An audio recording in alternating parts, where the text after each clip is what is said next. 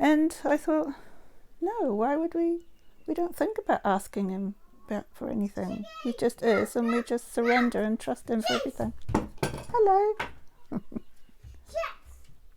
Yeah, so but George MacDonald in this book has just sort of sparked something in me that actually he does want us to ask, and we are his children, and he will listen to us in our little pathetic requests, and we can move our arm. Why can't God move his arm and change things for us? Never thought of that. I mean, we just don't think of...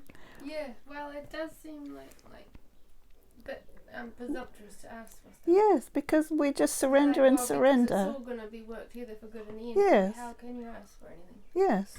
But George MacDonald was sort of pointing out little sentences where, well, he did want us to do so, and he did expect us to do so, that he wasn't just interested in looking after satellites and planets and orbits and divine mathematics and all these amazing things, but the interaction of a father with his children, and he wanted his children to ask him for these things. Hadn't really thought much about that in many, many years, because you kind of grow in your relationship with God and you think you've got to this amazing place where everything is so surrendered. You don't ever think, even with prayer, I don't even think I pray. Like, he brings people to my mind, my heart, and they're just there, and I don't even know how to pray for them other than just thank God for them being there, and just thank him that he will do for them the best thing.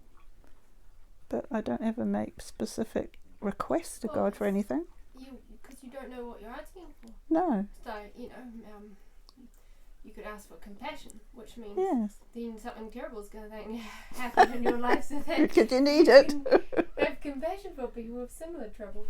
Yeah. So you don't really know what you're so how, It's a strange one, isn't it? I haven't thought about it much. I just left the subject of prayer completely for 20 years. I hadn't even thought about it. Just relationship of being near him and leaning on him and being aware of his presence at times when, I don't know, I must have got it a little bit right sometimes, and I'm aware of his presence with me, but I don't ask him for anything. But he said, ask me that your joy might be full and his Father will be glorified by us asking. So, yeah. It's crazy, isn't it? Learn one thing and then you go Then, and then you turned around and have to relearn and just start again, and and now I can see that if you don't actually ask him for things, you're not actually looking at him and talking to him. We just become aware of his nearness and presence and being with him, and everything is not being a relationship. Yeah, well, I think it is a relationship, and it is, but not a dependent relationship. Well, it's something I could just see it, but I can't even speak it. I can't put it into words. Maybe it's more towards down the road of where you are God, or with that thinking. If it's all going to be how it's going to be.